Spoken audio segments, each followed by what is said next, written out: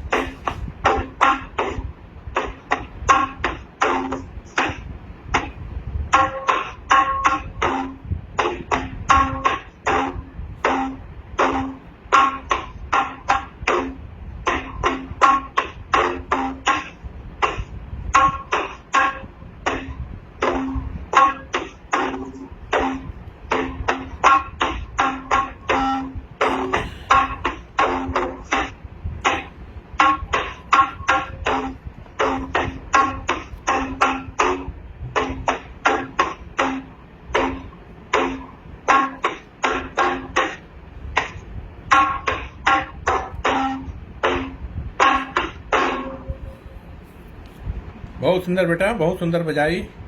और विलंबित तीन ताल की जो ठेका आपने बजाई नहीं, अभी उसमें इसके साथ आपको आपने एक दो तीन चार गिनती की सुना दी।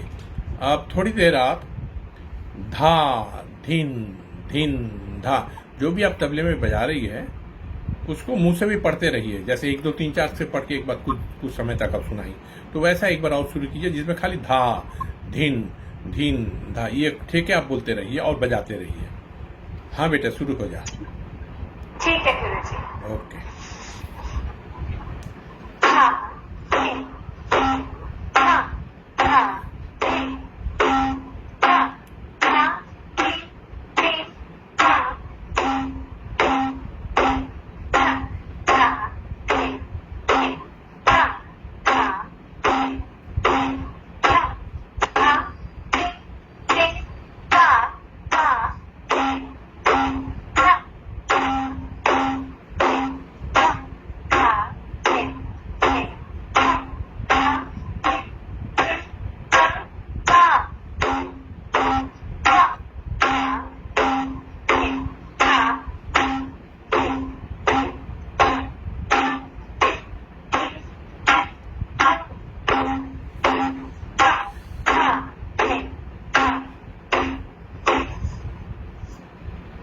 अब इसकी प्रैक्टिस आपको अभी करनी है ज्यादा।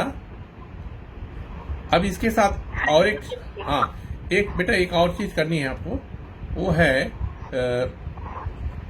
जैसे बजाए तबले में ना 1 2 3 4 की गिनती के साथ एक बार किए हैं, अभी आप मुंह से धादिन आप पढ़ के भी सुनाई और बजा भी। अब एक चीज है, खाली क्लैपिंग से बीट दे करके उसी चीज को पढ़ करनी है। तो अभी उसमें यही चीज आप जो बजाई आप उसको कोशिश करिए, नहीं तो मैं आपको दिखा दूंगा। यही आपका होमवर्क अभी रहेगा क्लास का। सुनाइए जैसा 1 2 3 4 पहले वैसा हाथ में ताली देके बीट दे, खाली बीट देते जाइए। हाँ हाँ करूं क्या गुरुजी एक बारी? 1 से हाँ करिए। धा धिन धिन धा धा धिन धिन धा धा धिन धिन धा धा धिन धिन धा धा धिन धिन धा धा धिन धिन धा धा धिन धिन धा धा धिन धिन धा धा धिन धिन धा धा धिन धिन धा धा धिन धिन धा धा धिन धिन। ठीक है। अब इसमें तीन ताल की जो ताली खाली इसके हिसाब से आपको, अभी तो खाली हर बीट में आपने ताली दिया है, ये भी बहुत ज़रूरी है। पहले बीट कायम हो जाए एक जगह, उसके बाद तीन ताल के जो ठेके का जो सिस्टम है कि 16 मात्रा है और उसमें पहली मात्रा में ताली, पांचवी मात्रा में दूसरी ताली, 9 में खाली, फिर 13वीं में तीसरी ताली, फिर 1 में सम। तो ऐसे ही जो बीट बोल पढ़न करते साथ हाथ में भी 1 में ताली दिखाना, 5 में ताली दिखाना, खाली में 9 जब आएगी वो खाली दिखाना, और 13वीं में ताली दिखा करके इसको आपको दिखाना है। ये भी आपका होमवर्क रहेगा। और इसको मैं एक बार अलग से दिखा दूंगा, क्योंकि ये बुनियादी जो तालीम होती है ना, इसमें सबसे पहले एक चीज को दिमाग में रखना पड़ता है। वो क्या है कि ताल, लय और सुर, ये तीनों चीज को लेके चलना है। तो तबला और बायां जो है ना, left and right, tabla is right and left is बायां, इसको सुर में मिलाना है। सुर में मिला करके ही बजाना है। पहला एक हो गया। दूसरा है, हर बीट पे हर मात्रे में ताल देने की एक क्षमता होनी चाहिए। इसको कहते हैं लय की स्थिरता। और उसके बाद एक ही स्पीड में बजाने की क्षमता। ऐसा नहीं कि थोड़ा सा बजा के फिर बढ़ गए या घट गए। किसी भी गाने के साथ आप बजा रहे हैं, उसमें तो एक गाना कम से कम 3 मिनट तो होते ही है ना, चाहे बॉलीवुड सॉन्ग हो, चाहे भजन हो, शब्द कीर्तन, जनरल संगीत जो भी है, तो 3 मिनट मिनिमम होता ही है। उससे आगे भी चलते हैं, 4-5 मिनट भी होते हैं, लेकिन मिनिमम देखा गया है कि 3 मिनट का ही एक सॉन्ग चलते हैं। फिर उसके साथ आप जब संगत करेंगे, चाहे वो 3 ताल में हो, चाहे कहरवा में हो, चाहे दादरे में हो, उसको continuously you have to play for at least for 3 minutes. So you must have that capacity with you to play that ठेका एटलीस्ट फॉर 3 मिनट्स। तो इसकी अभ्यास शुरू से होनी चाहिए। तो ताल लय, इसको क्या, एक चीज बहुत बड़ी इंपॉर्टेंट चीज हम बताना चाह रहे हैं, बड़े बुजुर्गों ने बोल के गए कि लय is life. Beat is the, हाँ, beat is the heart of music और लय इज लाइफ। ठीक है। और lyrics, that is a very extremely wonderful thing, the integral part of total music. So lyrics, ताल, लय, सुर, ये सब मिला करके एक कंप्लीट म्यूजिक होती है। तो अभी आपको आपका होमवर्क ये रहेगा कि बीट दे करके गोलों को ठेके के साथ बजाना, और फिर उसको 3 ताल के ठेके का जो है धा धीन धीन धा, वैसा कर 1 से 16 तक जो है ना, जैसे पढ़न करते हैं उसके साथ ताली खाली दिखा के पढ़न करना। ये आपके लिए अभी होमवर्क रहेगा। अगले क्लास में मैं आपको देखना चाहता हूँ। अभी ये क्लास के बाद मैं एक बार और फिर आपको, मैं खुद तबला लेके बैठा हूँ, लेकिन हाथ में मेरा ये है, मोबाइल बजा नहीं सकता हूँ, मोबाइल मेरे हाथ में ही है।